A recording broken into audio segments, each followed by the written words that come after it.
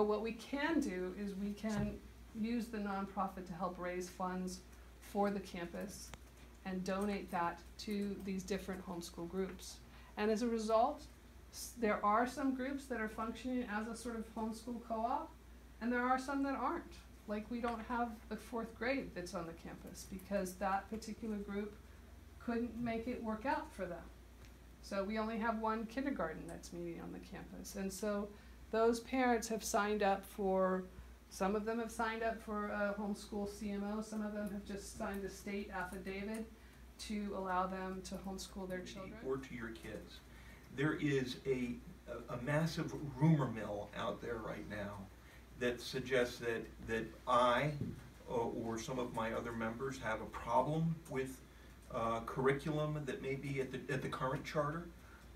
There's a rumor out there that we've already entered into some sort of agreement with Heartwood. Of course, that's not true, and that you're here to make a presentation.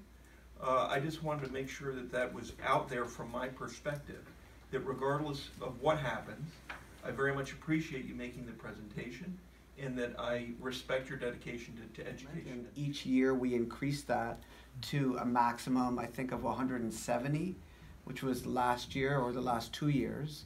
And if we were to go above that number, we would have to renegotiate our agreement.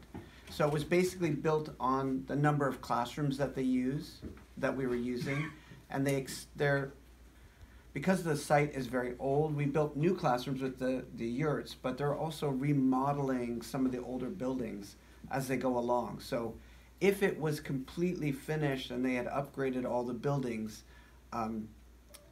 there is it could probably double in size. I think our original projection was something like 250, 275 would be their max. Steve Pringle just said, thank you for coming in and giving this presentation. There's so many of us in the community who we just know Heartwood is out there somewhere. We have no idea what's going on, what you're about, and it's really cool to see, the many points that you had there about the similarities in your presentation really resonate. I think a lot of the community would love to see that presentation. Maybe we can put it someplace really visible to folks to get a hold of. But thanks very much for coming out. In some ways, it would have been simpler to just say, we're going to stop for a year, we're going to aggressively pursue lots of different public options, we're going to see what materializes, and we're going to go with the best thing that we can find and continue on after that.